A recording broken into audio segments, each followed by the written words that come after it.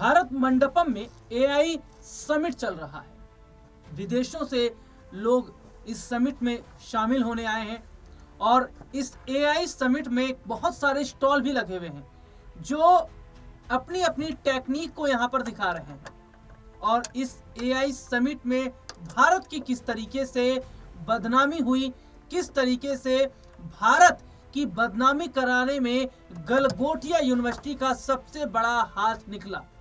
आप सभी लोगों ने उन तमाम खबरों को देखा होगा कि किस तरीके से गलगोटिया यूनिवर्सिटी ने जिस रोबोट को बनाया, जिस औरों को उन्होंने बनाया, वो चाइना का था।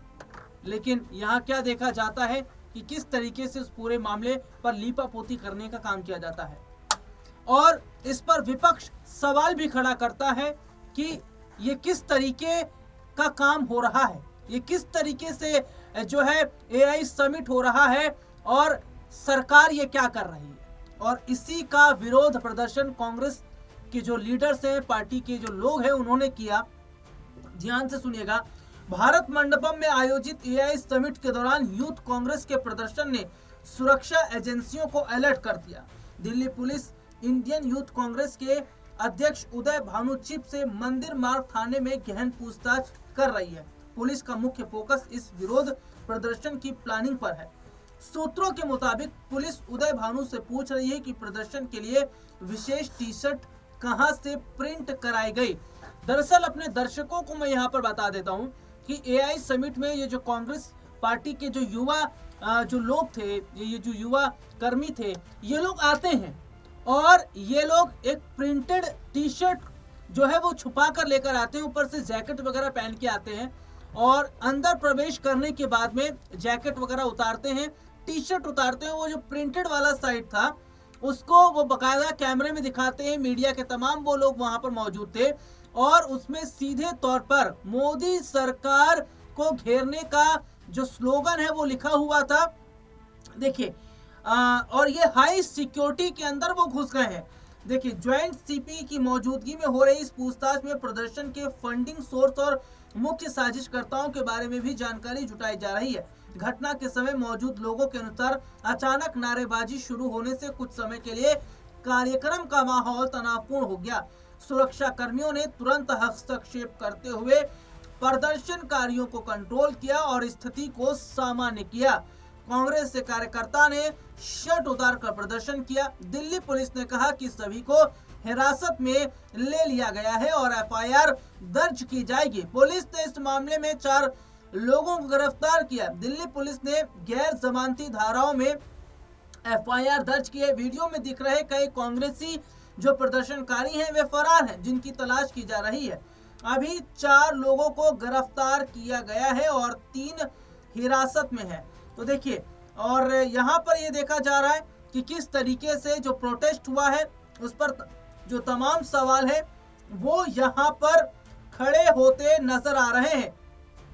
और मैं अपने दर्शकों को ये भी बताऊंगा कि किस तरीके से जो प्रोटेस्ट किया गया है और उस पर बहुत सारे जो सवाल हैं वो भी खड़े हो रहे हैं। दिल्ली स्थित भारत मंडपम में इंडियन यूथ कांग्रेस के कार्यकर्ताओं ने एआई समिट 2026 में भारत अमेरिका ट्रेड डील के खिलाफ प्रदर्शन किया। कार्यकर्ताओं ने टी शर्ट उतारकर प्रधानमंत्री नरेंद्र मोदी के खिलाफ पीएम इज कॉम्प्रोमाइज्ड के नारे लगाए। प्रदर्शन के कई वीडियो भी सामने आए। इसमें 15-20 की संख्या में कार्यकर्ताओं की जो भीड़ है वो नजर आ रही है। उनके हाथों में एक सफेद टी शर्ट है। उस सफेद टी शर्ट पर स्लोगन लिखा हुआ है। टी शर्ट पर पीएम मोदी और अमेरिकी राष्ट्रपति डोनाल्ड ट्रंप की फोटो लगी है। उस पर लिखा है पीएम इज कॉम्प्रोमाइज्ड।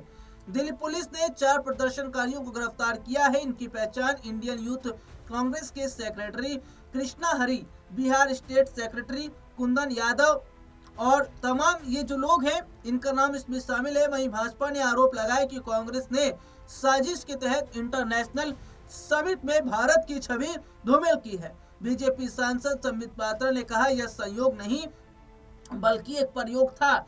इसकी प्लानिंग राहुल गांधी के आवास पर बनाई गई, जहां सोनिया और प्रियंका गांधी भी मौजूद थे। और देखिए, सबसे बड़ी बात क्या है कि इस वक्त जो स्थिति है वो सीधे तौर पर यहाँ देखी जा रही है कि दिल्ली पुलिस ने एडिशनल कांस्टेबल देवेश कुमार महिला ने बताया कि यह घटना 12:30 बजे जो है वो घटी थी। देखिए सबसे बड़ी बात क्या है कि ये जो भारत मंडपम के अंदर एआई समिट चल रहा है ना, ये पूरी तरीके से अगर कहा जाए तो गलत नहीं होगा, पूरी तरीके से फ्लॉप है साहब।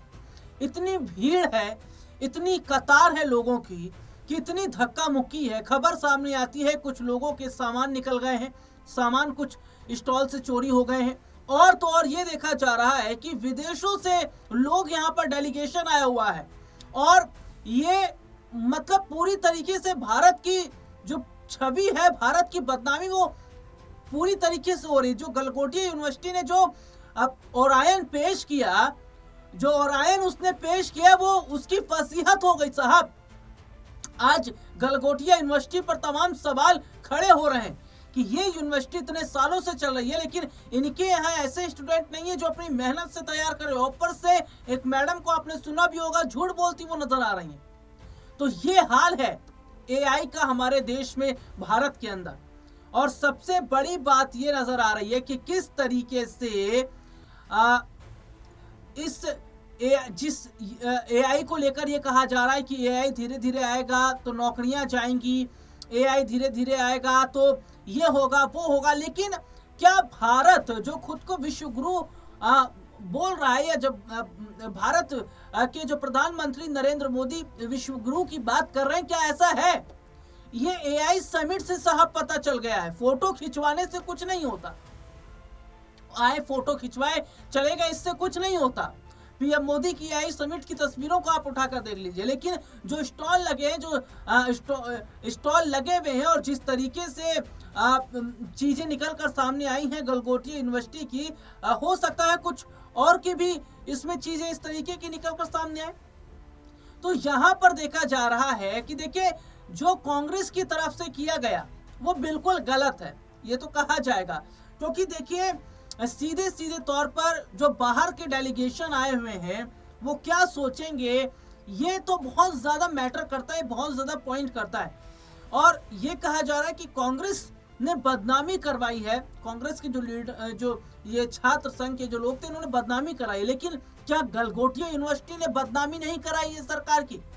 आखिरकार क्यों सरकार गलगोटिया यूनिवर्सिटी के मामले पर चुप है?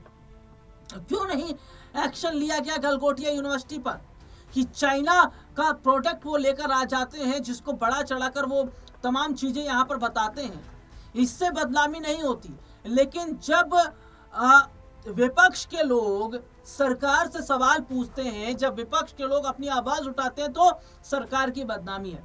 देखिए कांग्रेस की तरफ से भी प्रतिक्रिया सामने है, जिसमें यह कहा जा रहा है कि भैया जब संसद में विपक्षी पार्टी के सांसद बोलते हैं तो उन्हें रोका जाता है, जब संसद में विपक्ष के सांसद जो हैं वो अपनी आवाज उठाते हैं तब उन्हें बोलने नहीं दिया जाता, माइक ऑफ कर दिया जाता है। तो ये लोग, विपक्ष बोलेगा तो कहाँ बोलेगा, या तो सड़कों पर बोलेगा या तो वहां पर बोलेगा जहां मीडिया का कैमरा है।